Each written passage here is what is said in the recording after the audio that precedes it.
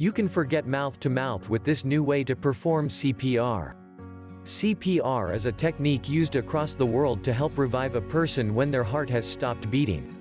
The traditional mouth-to-mouth way to perform it is falling out of favor. Everyone's seen it on TV or in real life. Someone is in critical condition while another is pushing on their chest and occasionally giving mouth-to-mouth rescue breaths. Despite this technique being popular, it may not be the best way to perform CPR. Studies show that compression-only CPR is just as effective as the traditional way. Because hands-only CPR is easier than the traditional way, people will likely do it more often. In a recent study published in the journal Circulation, performing hands-only CPR doubles a person's chances of surviving at least 30 days after a cardiac arrest. This is the same rate as traditional CPR that involves rescue breaths. This study involved over 30,000 people between 2000 and 2017 in Sweden when hands-only CPR was brought into the Swedish CPR guidelines.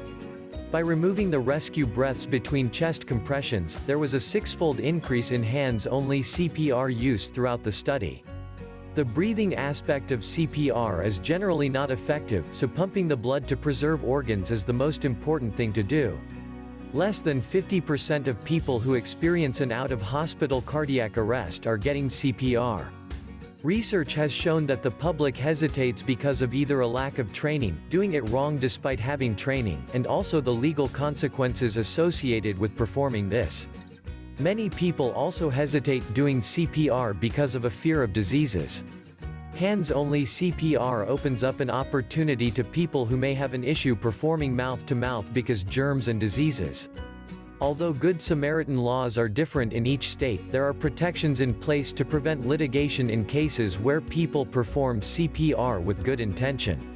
The American College of Emergency Physicians has created policy statements encouraging widespread passage of laws eliminating any legal liability for good faith CPR.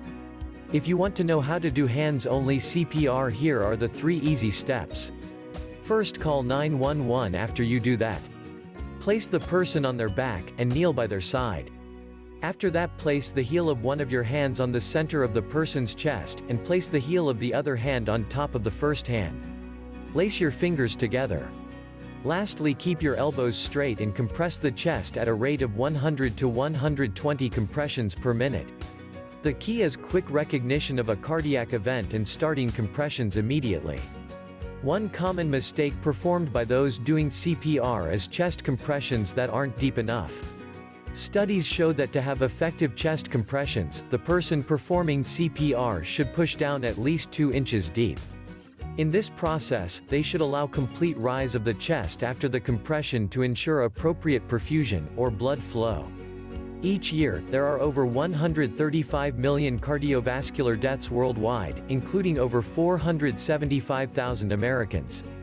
This is more than breast cancer, colorectal cancer, prostate cancer, pneumonia, influenza, HIV, firearms, and house fires combined. For every minute without CPR, the chance of a person surviving decreases by 20%. Even with CPR, the majority of those people won't survive. However, that small chance is worth the effort. Only half of Americans say they know how to perform CPR, and only 1 in 6 know that the recommendation is only chest compressions, not rescue breaths.